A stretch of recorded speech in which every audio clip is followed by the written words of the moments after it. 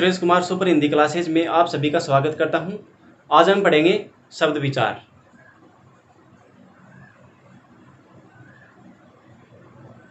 शब्द विचार, ये शब्द क्या होता है सबसे पहले हम ये जानेंगे।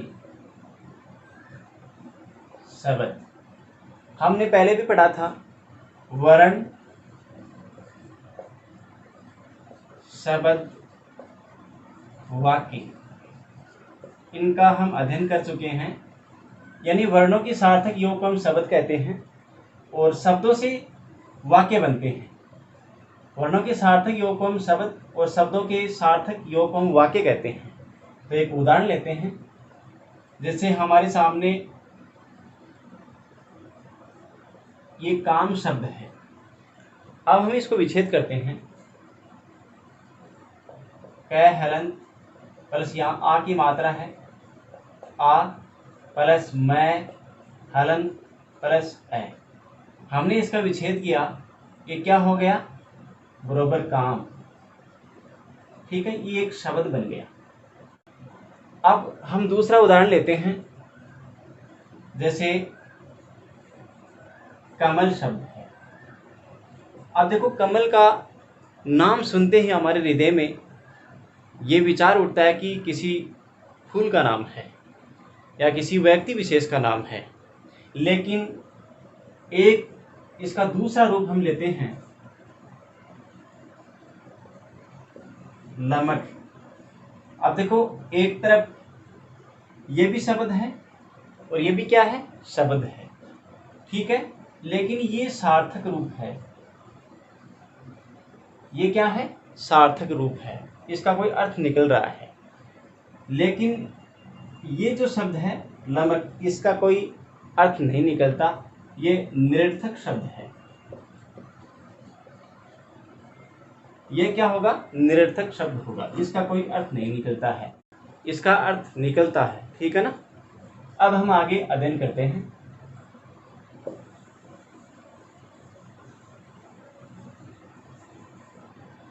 शब्दों के भेद।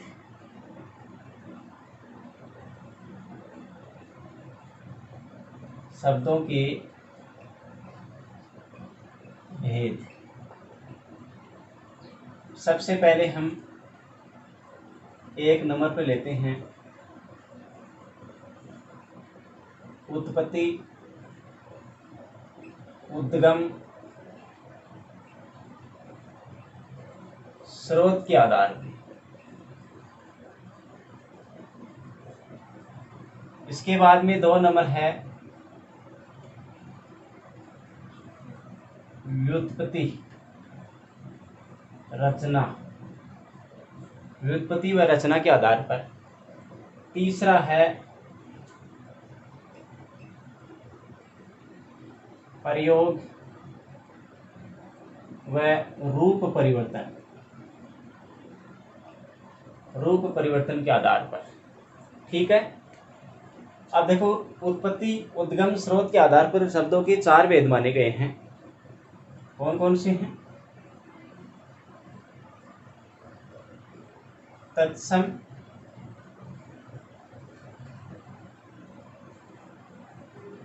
तद्भव शब्द।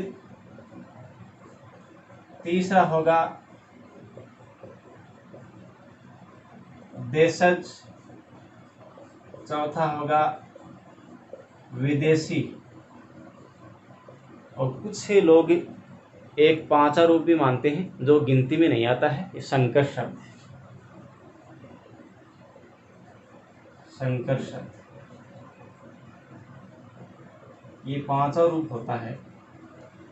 अब देखो, इसके बाद में व्युत्पत्ति व रचना के आधार पर यहाँ पहला होगा रूढ़ शब्द, दूसरा होगा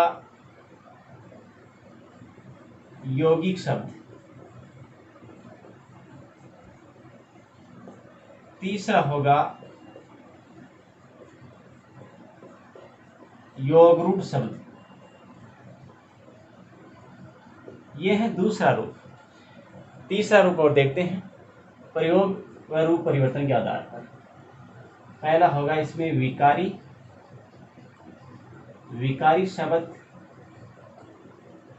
दूसरा होगा अविकारी शब्द। ठीक है। अब चौथा एक ग्रुप और भी होता है अर्थ के आधार पर। अर्थ के आधार पर एक तो होता है सार्थक, दूसरा होता है निरर्थक शब्द।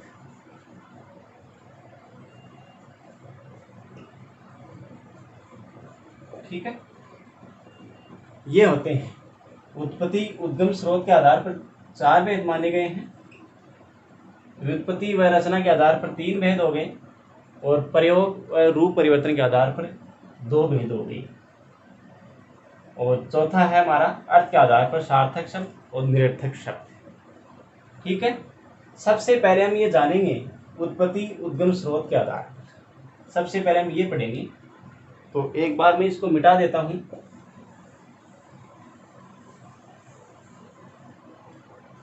सबसे पहले हम अध्ययन करेंगे उत्पत्ति उद्गम स्रोत के आधार।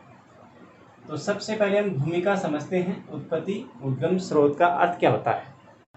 उत्पत्ति यानी ये मूल रूप होता है, मूल रूप। इसको प्राकृतिक रूप भी बोलते हैं। यानी उद्गम, उत्पत्ति, कहाँ से शब्दों की उत्पत्ति हुई। इसके बाद में स्रोत, स्रोत का यहाँ अर्थ होगा माध्यम।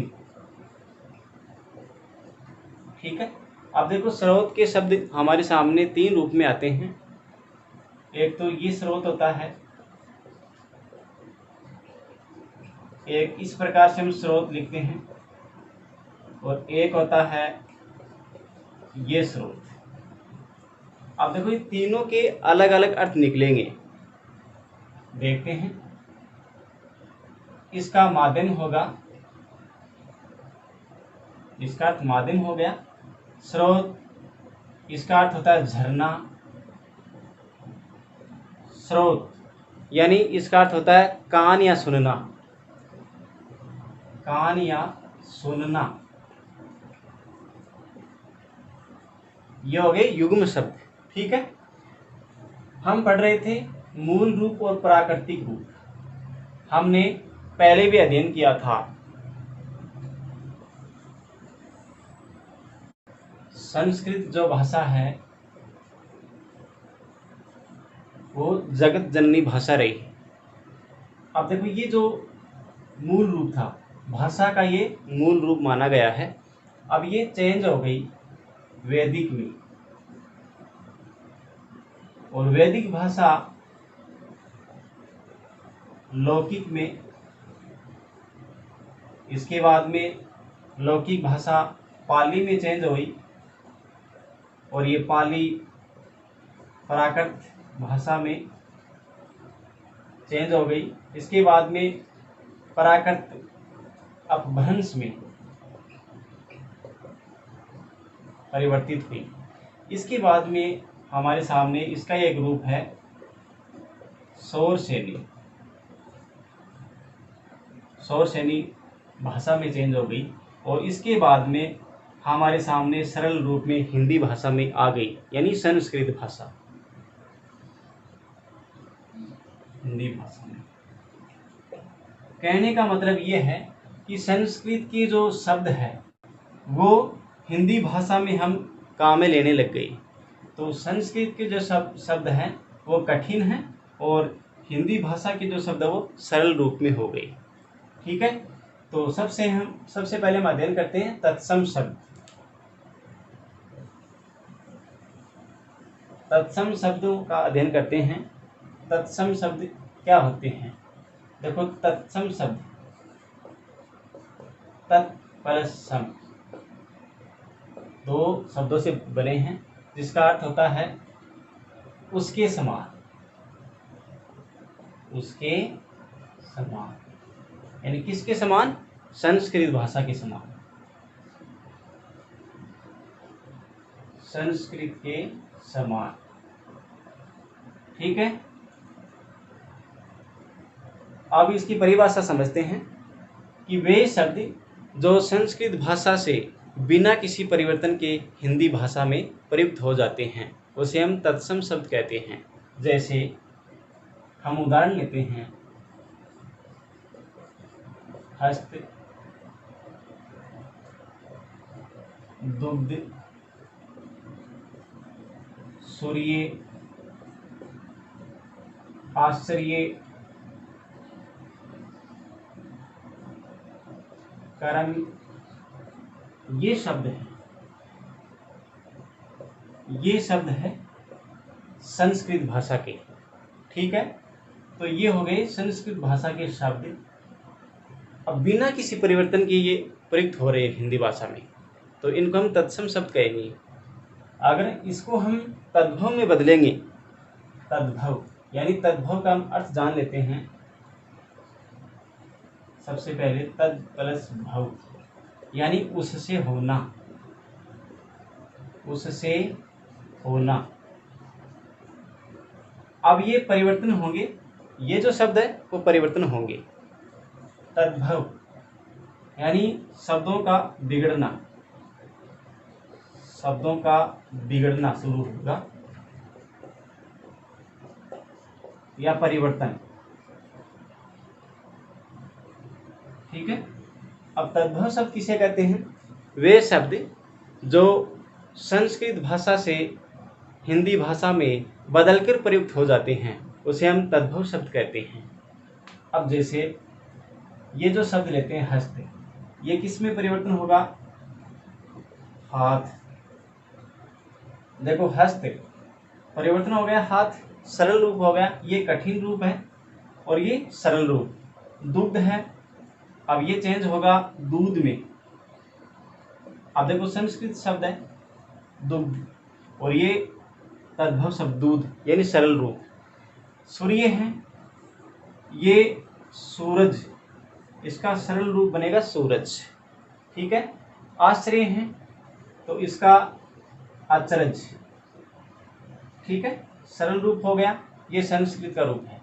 कर्म है तो इसको हम बदल देते हैं काम। तो ये हो गए तद्भव शब्द। कौन से शब्द हो गए? तद्भव शब्द हो गए। और ये हो गए तत्सम शब्द। ठीक है, अब हम इनके नियम पढ़ेंगे। हमें कैसे पता चलेगा कि ये तत्सम शब्द है और ये तद्भव शब्द है? हम किस प्रकार जाने? तो हम कुछ नियम पढ़ेंगे, उसके माध्यम से हम सारे शब्दों को हम बता देंगे कि ये तत्सम शब्द है और ये तद्भव शब्द है। ठीक है, तो हम पढ़ते हैं नियमों को।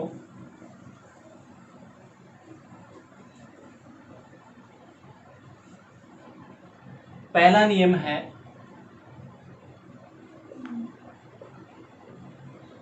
नियम फर्स्ट।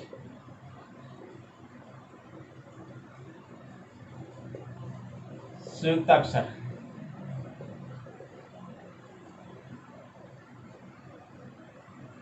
क्ष, त्रे, जे, श्रय। ये जहां आते हैं वो तत्सम शब्दों में होंगे। क्ष, त्रे, जे और श्रय, ये जिसमें आएंगे वो तत्सम शब्द होंगे। जैसे हम उदाहरण लेते हैं, अब देखो ये जो क्ष है ये चेंज होगा ख और छ में। किस प्रकार हम समझते हैं? एक उदाहरण लेते हैं, साक्षी। ठीक है, अब ये शब्द है, ये जो शब्द है ये तत्सम शब्द है। इसका तद्भव हम करेंगे साखी। तो यहाँ ख आ गया ना, यहाँ क्ष और यहाँ ख। ये तत्सम शब्द है और ये तद्भव शब्द। ठीक है, इसके बाद में एक और शब्द लेते हैं, क्षेत्र। क्षेत्र इसका दूसरा रूप हो जाएगा तद्भव का खेत। ठीक है, एक और रूप लेते हैं हम परीक्षा, इसका रूप हो जाएगा परीक्षा। तो ये बदल रहा है ना, इसमें बदल गया, दो वर्णों में बदलेगा, श दो वर्णों में बदलेगा, एक तो ख और एक छ। ठीक है, उसके बाद में हम ये रूप देख लेते हैं, ये किस में बदलता है, ये तय में बदलेगा। ठीक है,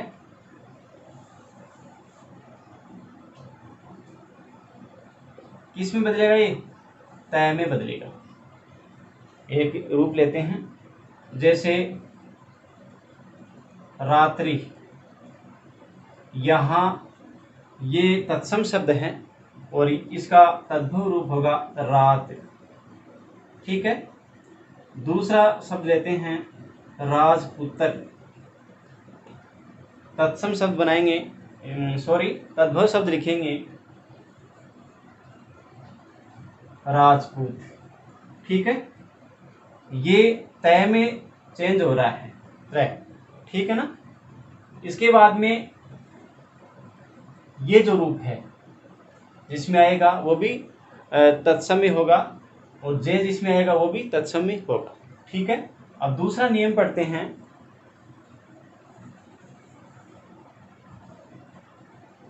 नियम 2,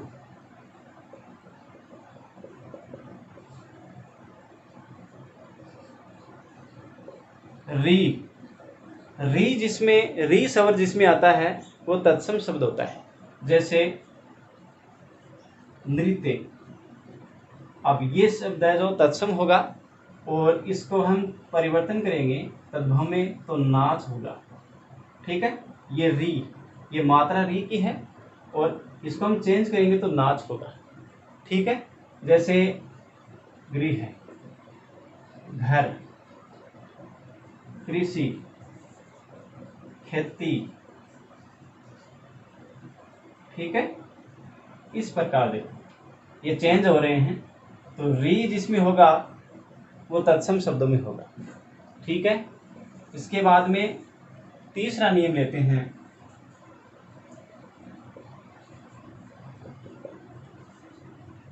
जिसमें अनुस्वार होगा वो भी लगभग तत्सम शब्दों में ही आता है, जैसे पंचम,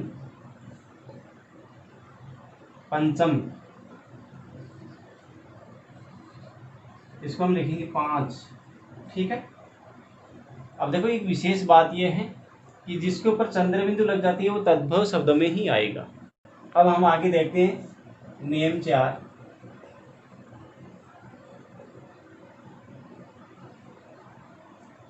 यानी अर्धवर्ण जो है, यानी स्वर रहित, ये भी किस में आएंगे, तत्सम शब्दों में आएंगे, जैसे अमर, दुग्ध, करम, सूरी, ये भी किस में आएंगे, तत्सम शब्दों में आएंगे।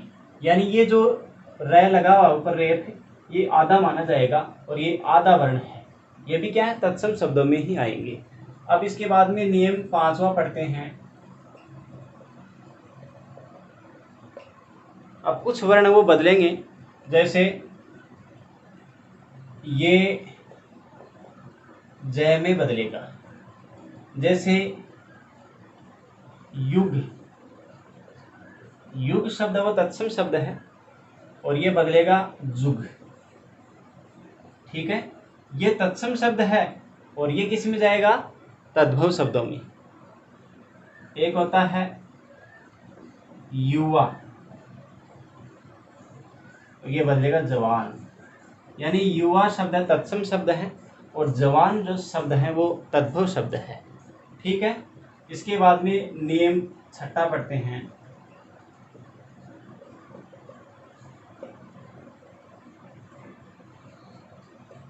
तालव्य सकार, ये किस में चेंज होगा, स में, यानी तीसरे स में दंत्य सकार में बदलेगा। देखते हैं, हम शब्द लेते हैं सिर, और ये होगा सिर। यानी ये जो रूप है तत्सम शब्द है और ये जो स्थिति है वो तद्भव शब्दों की होगी। इसके बाद में हम 7वां नियम पढ़ेंगे। 7वां नियम,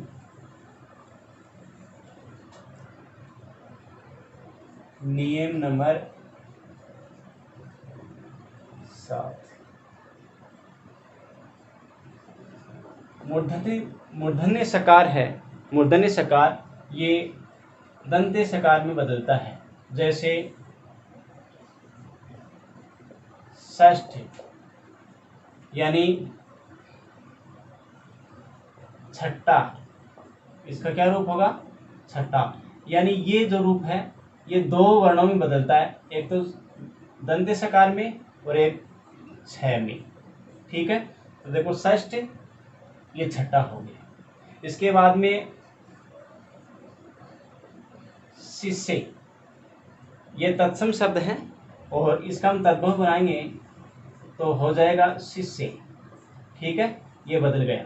देखो एक और शब्द लेते हैं आशीष, ये हो जाएगा आशीष। ठीक है, इस प्रकार ये मूर्धन्य सकार दंत्य सकार में और छ में बदल जाएगा। अब हमारा 8वां नियम होगा,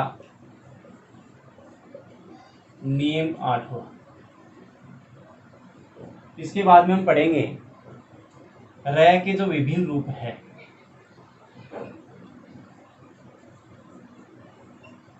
र के विभिन्न रूप जिसमें आते हैं वो भी तत्सम शब्दों में ही आता है। जैसे सूर्य,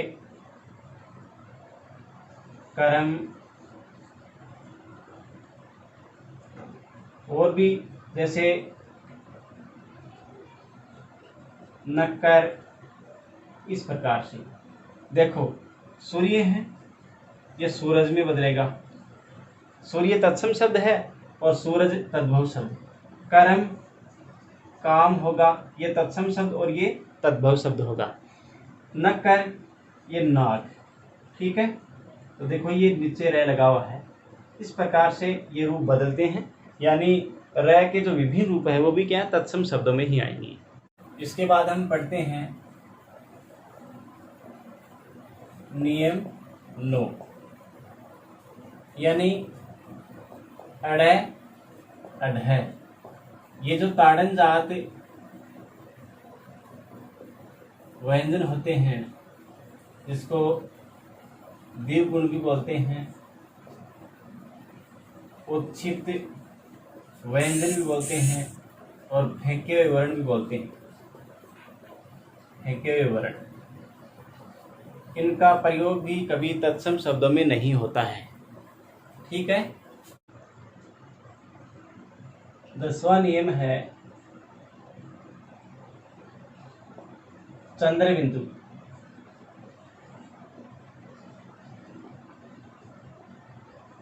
चंद्र बिंदु, चंद्र बिंदु हमेशा तद्भव शब्दों में आती है, तत्सम शब्दों में नहीं।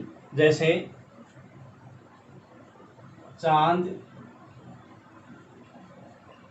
आंख। ठीक है, ये जो रूप हैं तद्भव शब्दों में होते हैं। यानी याद रखने का तरीका है जिसमें चंद्र बिंदु का प्रयोग होगा वो तत्सम शब्द नहीं होगा, तद्भव शब्द होगा। ठीक है, इसके बाद में नियम अगला पढ़ते हैं, यानी वह वर्ण में बदलता है, वह में बदलेगा। किस प्रकार से? उदाहरण लेते हैं, जैसे वक, बगुला, वानर, बंदर, विवाह है, ब्याह है। ठीक है, एक और उदाहरण लेते हैं, वर्षा, बरसात, तो देखो ये जो वह किस में बदल रहा है, व में बदल रहा है, वह वर्ण व वर्ण में बदल रहा है। ठीक है, ये नियम हो गया। इसके बाद में हम अगला नियम पढ़ते हैं, नियम नेक्स्ट। इसमें यानी विसर्ग का जो प्रयोग होता है, विसर्ग का प्रयोग संस्कृत शब्दों में होता है, वो तत्सम शब्दों में आता है, लेकिन हिंदी में उसको हम हटा देते हैं। जैसे कर्पूर है, इसको हम बोल देंगे कर्पूर। एक होता है ज्येष्ठ है, इसको हम लिखेंगे ज्येष्ठ, यानी ये विसर्ग हटा देंगे। ये भी लगभग तत्सम शब्दों में ही आते हैं। इसके बाद में अगला नियम पढ़ेंगे,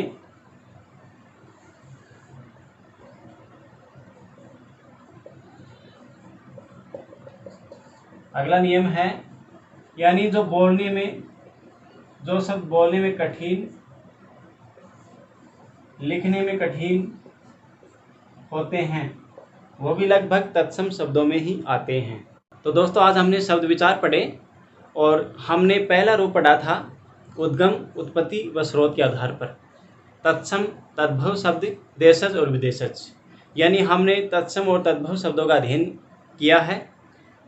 ये मैंने बहुत सारे शब्दों को देख करके व समझ करके नियम बनाए हैं, जो आपके लिए कारगर साबित होंगे, रामबाण साबित होंगे। आप इनका नियमित रूप से अभ्यास करें, वह सभी प्रतियोगी परीक्षाओं के लिए कारगर साबित होंगे। आपको देखते ही पता चल जाएगा कि ये तत्सम शब्द है और तद्भव शब्द। तो आज की क्लास हमारी यही समाप्त होगी। जय हिंद, जय भारत।